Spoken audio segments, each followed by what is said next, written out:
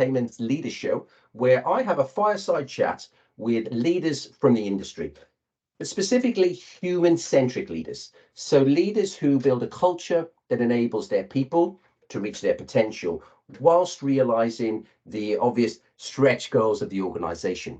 Now, one of the most accomplished people is Silvia Mensdorff-Pouilly. Now, she is the head of EMEA for corporate and international banking at FIS. She is passionate about payments, as we're about to find out. I was really excited by our conversations pre-call and the possibilities it brings for all. Together with other women, she is leading the charge for European Women's Payments Network. So a big shout out to Ben Agnew, obviously CEO of the Payments Association. And thank you, Sylvia, for taking time out of, I know just how busy your schedule is. So welcome. This is the conversation I was looking forward all week, so not at all. Thank you for having me. Pleasure. Thank you. Delighted. Yeah, me too. So I wonder if you could start with just sharing some of the choices that you've made in your career. Okay, so this is going to be a bit of a funny story. So my background is organic chemistry. And I loved the subject when I took it at university. And I was going to go into science and dedicate my life to it. I read the book of Eve Curie about her mother, Madame Curie, and I was inspired. I was going to win the Nobel Prize. I did figure out through studying that I was probably not going to win a Nobel Prize and that I was also not made for staying in the laboratory. So I took an MBA, and during that MBA, someone presented about, this is 90s, about putting stuff on a card and putting a chip on a card. And they were really enthusiastic about the possibilities and opportunities that would bring. So I've always remembered that. And then when I went out to searching for a job and I was looking for commercial roles in chemistry, something popped up for a commercial role at a little company called Chipper in the Netherlands. I applied for it, and to this day, I do not know why the manager hired me because, frankly, knew nothing. But it was very fortunate. And by the way, I'm super grateful to him because every time I make a career move, he sends me a little note on LinkedIn, and I just think that's super thoughtful of him. So I really rolled into payments. If I don't make it in payments, I can always go Breaking Bad. I know how to cook, and I now know how to, deal with money. So that's kind of how I started up in payments. And I also, shout out to people out there that are listening to this that are not in payments. It's a great industry to get into. So I think one of my best career choices was to apply for this job, enroll into payments, because why am I passionate about being part of payments? It's because I think in the payment industry, we make such a great contribution of making people's lives better, right? Money needs to flow, and the easier you can make a payment, the better that payment is secured, the more options you have between whether that's between people and businesses, between businesses, between banks, and so forth. It's a super important service, and it obviously also makes it possible for other people to currently not participating to come in. So I've loved that all my life. And then so that's kind of getting started in payments. And then I would say, a couple of career choices. I was an individual contributor. I really enjoy the sales side and the commercial side of my job. And then I made a very conscious choice to go into management. I had a super supportive manager. I had relatively small children. He worked with me to kind of figure out when the right point was moving into management and supported that. So that was a really great experience. And then I think, probably most important choice for me was after spending 20 years at that company that I joined, I kind of reached a point where I was kind of, oh, okay, what's my next step? Do I stay here? If I don't move now, because there were some changes at the top of the company. Will I stay here the rest of my life? Which is when I joined FIS. And that's now 2.5 years, and I'm super happy with that choice. It's made a big difference because FIS has a much wider set of opportunities. It's now allowed me to be on the board of one of our regulated companies. So I would say to anybody out there listening, I've always thought that bold choices are what makes a difference, and just don't be afraid and go for it. Wonderful, wonderful. Now I'm excited because there we go. First of all, is the bold choices. I'm sure there's going to be many other insights and pieces of wisdom as we go through this. So you're responsible for relationships and commercial success across EMEA. How important is customer empathy and the part it plays in creating innovative payment solutions? Because it's a very dynamic industry we're now facing. Yeah, absolutely. So I think empathy, full stop, in any relationship that you have is super important. And on top of that, also vulnerability. I'm a big fan of Brené Brown, and Yes. the ability to build relationships through being your authentic self and not being afraid of showing all the colors of the rainbow. I've always found that builds the strongest relationships, and that also helps you relate when other people are struggling. And it also helps the other side open up about some of the issues they're facing, at which point it's much easier for you as a vendor, partner, consultant, whatever you want to call it, to then respond with a solution that will help. Now, when we look at payments themselves, and often at the end, it's technology, but it's executed by people. Sure. It is super important to actually understand. So taking it further away from the commercial relationship into the relationship with the actual people that are executing the payment on, what are they trying to do? What are their, how easy do they want it? Yep. How does that fit into their journey? Yep. And that really makes it very interesting. So to give you an example, everybody talks a lot about frictionless payments. Yeah, that's what's on my mind. Yeah. I'm not a fan of that word at all, because Okay. I think payments need to be friction right. And what I mean Friction by right. that is, Okay. you do a small payment, you buy an ice cream, the less friction, the better, right? But if you're making a serious purchase and you're spending serious money, then you want some serious friction, because you want to absolutely be sure that what you're doing is going to the right person, that there's not going to be any fraud, and so on and so on. That's one. And the other is one of velocity, right? So if the same payment is going on multiple times, after a couple of times, you kind of want to go, are you still wanting to do this? Why are you doing 5 of these payments? So this is kind of the friction right payment. And then my husband will tell you that he wants to put an electrocution bracelet around my arm when I go out shoe shopping. After the second pair of shoes, there's an increasing amount of electric current that comes with the payment. Brilliant. Brilliant. But by the way, he likes to spend on some interesting stuff as well. But then you get into the male versus female spend pattern. Yeah, I could probably relate to that.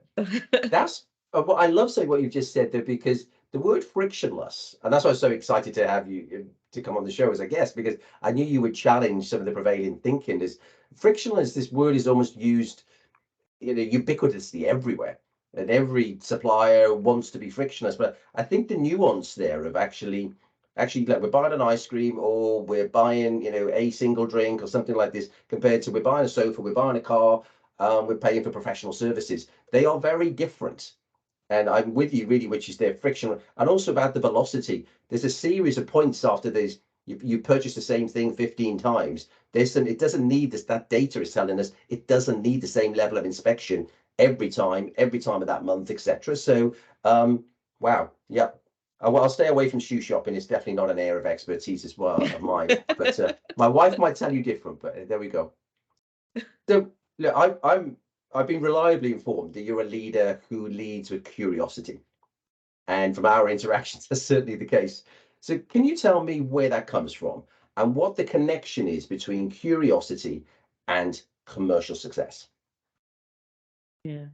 So I think, I'm grateful to my parents who always brought us up to be curious. I think everybody can be even more curious. Mm, Um, because I think curiosity allows you to discover things that you don't know. And so keeping that open mindset, keeping a growth mindset, I think that's where um curiosity comes in. And then it's just, wanting to understand the other person, being mm, curious about where they come from, where they want to go, um, what's going on in their lives, separate to what's going on at work, just makes a huge difference in building relationships. And yep, I always think that when I meet somebody where it's mutual, yep. it just, that clicks, right? If I'm the only person asking the questions, after an hour, I'm like, okay, so now I know everything about you, you know nothing about me, or the other way around. You can have such wonderful conversations. Yep. And like when I look at the payments industry, it's a very sticky industry, right? People get into it, they really enjoy it, they seldom get out. I'm warning everybody thinking about getting in. It's like Hotel California. You can check in, but you can never leave. Can Yeah, hear it. I can hear it. yeah. And so building those relationships and keeping them are so important. And I would then also, you made a shout out to the Payment Association and Ben. I would say Ben, also Tony, super curious, super Mm, empathic. They've built a wonderful organization yep. that really invites people in. And I think that's I think that's stellar. And it is also reflective of the payment ecosystem, because the other thing I would say is it's because in payments you have to collaborate, Yeah. whether you're each other's competitors or not, because otherwise the money does not flow. Yeah. It is by its nature a industry that is very collaborative, and Yeah. that demands curiosity, that demands keeping good relationships. Mm, mm. Yeah, it's fascinating. I think I was only at an event on Tuesday night, and the Payments Association just seems to be growing and flourishing more and more. I was chatting to Ben and Tony, and it just, but that welcome is the truth. You do feel welcomed to the industry, and Yeah. certainly within the payments industry. And also, I've just noticed that behaviour as you described. You can't really do much in the payments industry on your own, even if you're a huge player, because as you say, you could be a competitor today, you could be a supplier tomorrow, and you could be collaborating the day after. And I've always admired that in the industry. Actually, you need that mental dexterity and emotional connection to be able to operate like that. And I think the collaborative nature you described there. And as you say, sort of, I can hear the sort of Hotel California. When you're in, that's it. That's sort of, you're not going out. Exactly, it's lovely. And like if you try to do payments on your own, it's like having a chicken without the egg, Yeah, or the other way around. You never know. It doesn't work. By the yeah, way, interestingly enough, that was kind of the problem of the first company I joined, right. right? That model was really difficult because there were two competing companies. One had all the customers and the other had all the merchants, and they wouldn't do it together. And it cost the Dutch ecosystem millions. And it took them like 6 or 7 years to figure it out. Sure. But isn't that a classic case there of 1 + 1 could have equaled 26, as opposed to Exactly. 1 - 1 Exactly. was, well, proper Exactly. friction, proper friction. Yeah. Absolutely. And that is really the thing that fascinates me about payments is that it's a chain, right? And everything has to work. And you're only as good as the weakest link in that Yeah. Yeah. chain. Yeah. Yeah, I think this. I think all boats have to rise, and that has a multiplier effect, not just across the industry, but actually in our lives. And we've only seen it these days. Is like I was in London for the last few days. I didn't spend a single piece of cash. I was in London for 72 hours. Did I use Yeah. cash? No time at all, once. And so Yeah, you but know, if I just may kind of on that discussion, right? I'm a big proponent of getting rid of cash, right? I okay, would sure. say I've spent my life's work is getting rid of cash. I think what we though need to realize, talking about empathy, is that there are people out there that depend on managing their Absolutely. budget by cash. And also, there are certain things that without cash we can't do. Yeah, So, is there somebody out on the street? yeah, If, and I never carry cash, right? I can't help them. So I've gone into stores and bought the banana, right? yeah, But we need to find a solution for people who are on the sure. fringes in a cashless society. For that, we also need to find a solution for giving, right? A lot of giving is still done in cash. Yes, I yeah, know that for children, right? There are solutions out there that do really well with that, but that needs to be solved. In the US and the UK, we do really well on tipping on the point of sale. yeah, yeah. In for example, the Netherlands, you have to actively tell people to add an amount. If you Really? forget about it, then kind of that tip is gone. And Yeah, yeah, so I think we need to, in a world where we're cashless, right, where yeah, cash sure. is no longer king, we need to find a way Yeah, of making electronic payments kind. And that's something that as an industry, we still have a long way to go. Plus, we need to understand that digitalization creates a whole another breed of people that are not included just because they don't know how to manage. yeah. I bet it's interesting because Ben and I had this conversation when I spoke to him a couple of weeks ago, and I think of my mum. So my mum managed everything via cash. She was never in debt. She never had a credit card, and she ran a household very, very effectively and very efficiently. And I just can't imagine it. Unfortunately, she's not here now, but I can't imagine her tapping away. I just can't imagine that happening. And Yeah, but there's a whole series of society again. If we truly do want to be inclusive, which of course we do, because otherwise this is just going to run off and make even greater division in society. And I think that is, I like what you said there about we need to make sure payment stays kind. Because I know we can, it's particularly as the London experience for me is like it's so effortless and the tip is so effortless. It's 5%, 10%, whatever. But actually, that's not the case. I think the great news though is the technology is there. If the mindset and the intention is there, we have these capabilities to do this you globally. bring it together, right? Yeah. But then you also touch on, one of my uh no, not favorite topics, but one of the topics I'm really passionate about tackling, which is financial education.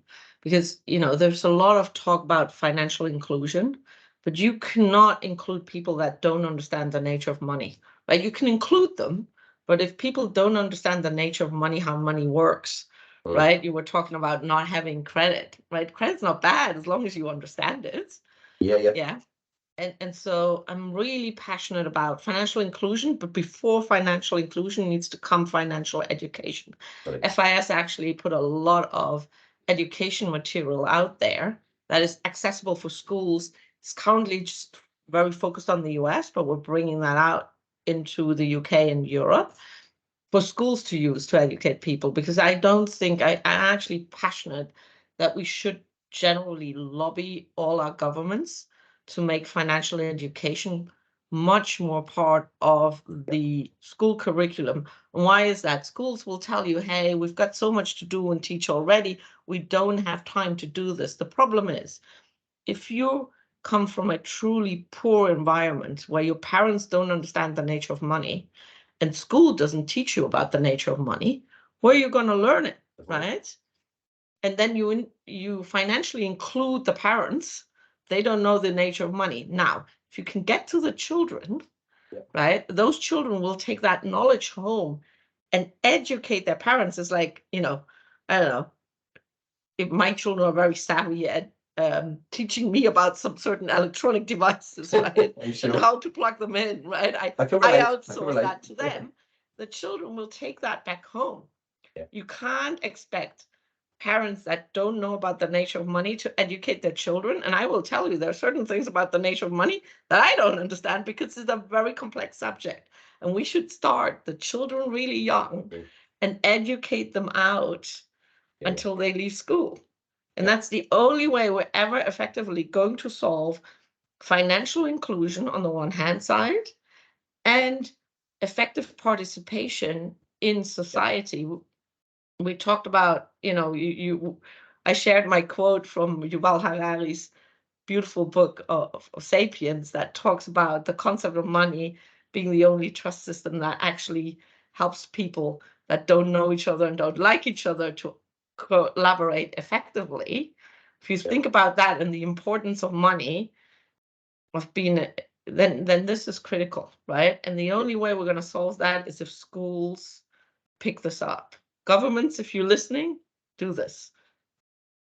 Yeah, wonderful, wonderful. I love your honesty. The fact that actually if there's a void, the void needs filling somehow. Because the worst thing about that, having looked at this and studied this, is that actually poorer decisions just lead to poorer decisions, and that just does this. That needs, like many things, as I'm coming keen to talk about sort of pay gap and gender opportunities in a second, but the same thing, we need to break the cycle. If we don't break the cycle remains and goes on to the next generation. And I certainly experienced that myself, not from a particularly well-off background, but when I studied monetary economics, both at undergraduate level and then at master's level, from some amazing people who wrote some amazing books, and it's quoted in the book you described there about Homo sapiens, is that was an education in itself to understand not just money, but the monetary system and the limits of that and the possibilities within that, which has led to a different life. I can only speak from a very individual perspective. That's led to a very different life and a very different trajectory. So certainly I want more of that in the world. I think we both share that. We want more of that in the world because if it's possible, well, we can do it more. We can scale it. Yeah. Absolutely. Absolutely. It'll make change in the world. Yeah. So No, go ahead. So we share a passion for reducing and ultimately surpassing the gender opportunity and pay gap. Please share me your lens, because I know this is a real deep passion of yours. Yeah. So, you said that I co-founded the European Women Payments Network because I felt there weren't enough women there in the payments industry. There are more and more women in the payments industry. I would say over the last 10 years, there's been a marked change. We're still in the minority. One of the things I always laugh about, because, especially like 10 years ago, you'd go to Cybos, which is a big payments conference. If there were 10% women there, that was a lot. Right? You were like a rare beast. And so we organize our own conference, and we also invite men in because to solve this problem, I'm really passionate about this. Men are not part of the problem. Men are part of the solution, and we need to absolutely make sure that that positive approach is what we take to it. There are very few men who get up in the morning and think, let me discriminate women. Right? I mean, there are some, but most of the men I know do not get up like that. They have really good intentions, right? So make them part of the solution. And so as part of the Women in Payments Network, we have a conference. Men are welcome. And, when we did this the first time, at one point I saw these 4 men were chatting to each other. So I joined them. I said, can I congregate, guys? What are you talking about? They said, well, we're talking about that. It feels so strange. It feels so strange because we're the minority. I said, well, here you go. Welcome to my world. Welcome to my world. Welcome to our world. I hope you take that experience with you and realize that for all the women in your life that work in this industry, that is what every day feels like. Oh, wow. Yeah. And so we've had more and more men come in and actually say, oh, this is good for me because I now realize I'm walking in somebody else's shoes. So that's really, really good. I also think, there's a lot of talk about unconscious bias. Yeah. And like make your unconscious bias conscious, and then you can do something about it. Unconscious bias has a really bad rap. It's the only way that our brain can actually function effectively, right? it's really important for us in our day-to-day. If we didn't have unconscious bias, we could not function as humans. Yep. Right? So We need filters. Yep. Make away with the bad rap of unconscious bias. It's really important. It's when unconscious bias leads to the wrong outcome that we need to be conscious about it and manage it. So again, and by the way, women have lots of unconscious bias.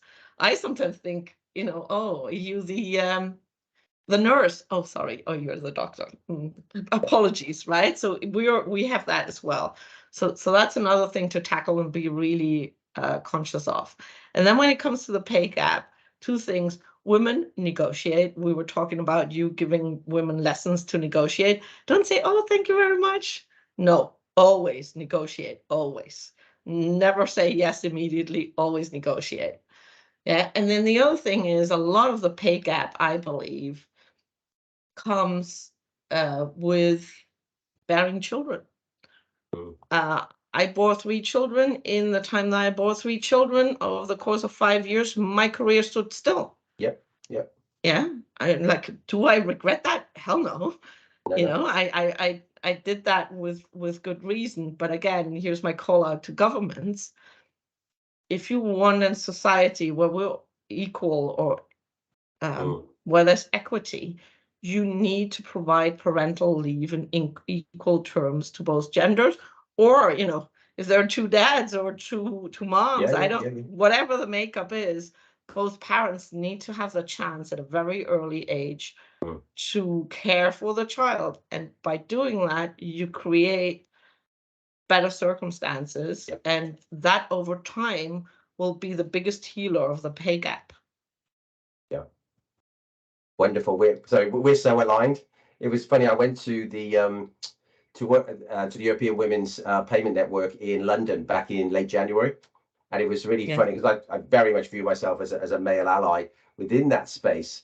And of course, I think there were actually 3 or 4 men in the group. And as soon as I went in, I was like, I see this now. I see it. And it's quite often I'll be in that environment, but it's always worth just going, this is how it must be when, because like effortlessly men go, and I go from one male dominated room to another, and I don't even think about it because I'm a male and I'm in an industry, etc.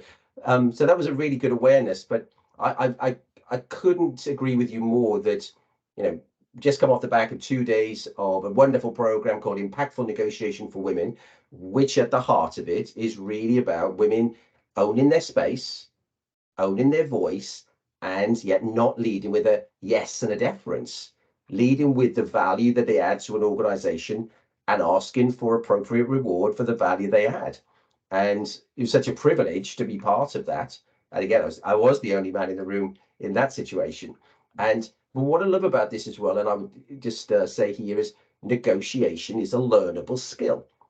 And if it's just like any cognitively difficult skill, if it's cognitive and it's difficult, well, it's learnable. Yeah. And it's, there's no reason why men should be better, etc. It's what we focus on, and if we can get better. So I knew you set me off on this one, but I'm with you completely as well. Is like the number of women's careers that flatline on birth of first, second, third child, etc. And there needs to be wider support for them. Yeah. But what I would say to women out there, it's it's logical that it may flatline, doesn't mean that it can't pick up after that. Absolutely. What you need is a good support network and the men also picking up their fair share of rearing. And by the way, again, giving most men a positive rep on that, they want to be part of that. Absolutely. And the other shout out that I would do is, let's stop shaming men for wanting to take care of their children. There are women out there who will laugh at their male colleague, right? I mean, that's one thing. Men, don't do it. Don't, support your male colleagues that want to take care of their children. And women as well. Don't shame women that want to go back to work, and support men that actively say, I'm taking care of the child, right? I think those are active, positive acts of kindness that we can do to really make a difference to the way our societies are structured. Yeah, and for me, well, personally for me, we always say, my wife and I, that rearing children is a team sport. Yeah, running the house is a team sport, running a family is a team sport, and also just challenging people's assumptions and beliefs. there's a very high profile a person I really met as well, and her husband, she's got the high power career, and he's a brilliant he's brilliant husband, and but again, that's something they're very comfortable with, but many people then challenge them on that, and that's challenging. I think the place to start is probably having a bit of a look in the mirror yourself about what are your A's and B's, what are your assumptions and beliefs. So yeah, absolutely. I think it's important, and there's so much more that we can do and build there. But I think we're going in the right direction. We talked about being hopeful and being positive. And sometimes look at the numbers and you think, oh, it's not changing fast enough. Yeah, but it is changing, and it's becoming. It will get better. Yeah, I'm a big fan. I believe in starting young, so I actively got my daughter negotiating when she got a part-time job, and I knew that there was a guy who did the job before her, and he was getting paid more than her, and she really didn't like the fact I challenged her on this. But if your dad runs impactful negotiation stories, I'm going to start with my daughter. So well, I'm not allowing my daughter to join your course. She's like a deadly negotiator. She negotiates. I mean, her adagio is the negotiation starts at no. Wow. And she does not like, and then when we tell her it's enough, she said, well, you taught me that never to take no as an answer. And I'm like, oh God. There are limits. There are limits. Brilliant. So you mentioned a couple of people but who have been the most influential people in your life that have helped and allow you to show up every day as the authentic leader that you are? Yeah, I have to mention the women in my life, right? I believe, my mother was is such a strong and fantastic character. Her mother before that, and my sisters, my friends, just a fantastic network, both professionally and locally. Just such great examples of, my mom had a fantastic career as a doctor and such an intelligent woman. My dad as well, right? We had 3 daughters, always very much the egalitarian, right? And rooting for us men out there, right? You do realize that as a father, you're the most important men in your daughters' lives. How you treat your daughters is how your daughters are going to expect to be treated by every other man they meet, right? You treat them well, they will expect that. You treat them badly, they will expect that. Right. So it's a super important role that you guys have. But then, like fantastic teachers. One of my most empathic bosses, Darren, really drove my career right at my pay gap. The Jeremy Wilmot at ACI, kind of when I resigned, put nothing in my way to leave and move. Very supportive. Yeah, I've been very blessed, I think. Wonderful. Sounds like a continuum, and I love that when it sounds like a whole network and a whole spirit that's enabled that to happen. Yeah, absolutely. Wonderful. So this is the sort of 21-year-old question, which is sort of looking back now when you were 21 or early part of your career. What do you know now that you would have that reflected back and say, do you know what, this would be really great advice, that would be really useful to somebody? Obviously, joining the payments industry would, I'd imagine, be number one. But what if you could share that with us? Yeah, I think I had an absolute, and the thing is, I can't remember who told me this, but that person is somewhere out there, and I'd love to figure out who that was. But for me, that was an absolute career changer, and I would have wished I'd known that when I was 21. Which is that, while it's great to be coached, it's even more important to have sponsors. And what I mean by that is that it is not the most important thing is what gets said to you when you're in a room. It's what gets said about you when you're not in the room. And for that, you need sponsors, right? To make steps effectively in your career, you need sponsors that when you're not in the room, will say nice things about you, put you forward for opportunity. That's the only way to go get ahead. And so that is really critical. And what I would say, and I know you coach women, so don't get me wrong when I say this, right? But I think that ultimately a lot of women are overcoached and under-sponsored, right? And so coaching, yes, absolutely, get it. I get it all the time. I love to give it. It's a two-way street. If I coach somebody, I also always learn something back and the other way around. But that sponsorship piece and understanding that and building that network and driving that, and actually specifically being very frank to your sponsor about where you want to go and making that explicit, that really changed my career. And so don't be overcoached and under-sponsored. Kind of figure out a balance for you. And women out there, you have your voice, right? You've probably found it already. Use it to get more sponsors. I couldn't agree more. Even as an executive coach, the situation is often that one of the parts I actually coach people on is how to get sponsors, because the truth is this goes to a deeper root for me. And having studied this obviously as an ex-headhunter, and is people think jobs go into the most capable person and the most qualified person. Jobs go typically to the most connected person, and also the best jobs don't tend to get advertised. Accessing the hidden job market, I wrote a book about it many years ago. So I completely concur with that. It's like we need that soft landing, and we need somebody actually rooting for you when you're in the room, when you're not in the room, saying, actually, Sylvia could do that project. And then somebody said, really? Oh yeah, didn't you realize she was capable of this, and this? This is how it, and the further you go up the ladder, the more important that is, and the more important. I have that conversation most weeks about how the actuality within organizations of jobs. So I'm delighted you've highlighted that. Well, I'm glad we aligned on it, because I was quite nervous saying that to a coach. No, not at all. Not at all. Such a brilliant coach as you are. Thank you. I think it's fundamental. The truth is, sponsorship again is a two-way process, but it's about, let's have a look.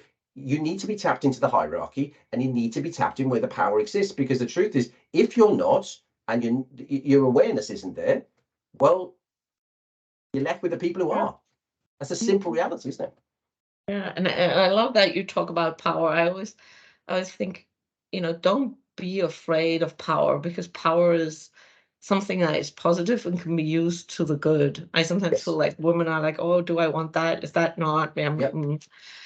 It is. And I think, and the other thing is, I think everybody has power. Like, one last thing in terms of reframe, right? I actually am not a big fan of the word empower.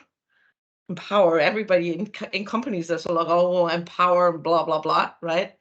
And I think that word means somebody else has the authority to give you the power, and you have to almost wait somebody to come and kind of refer power onto you.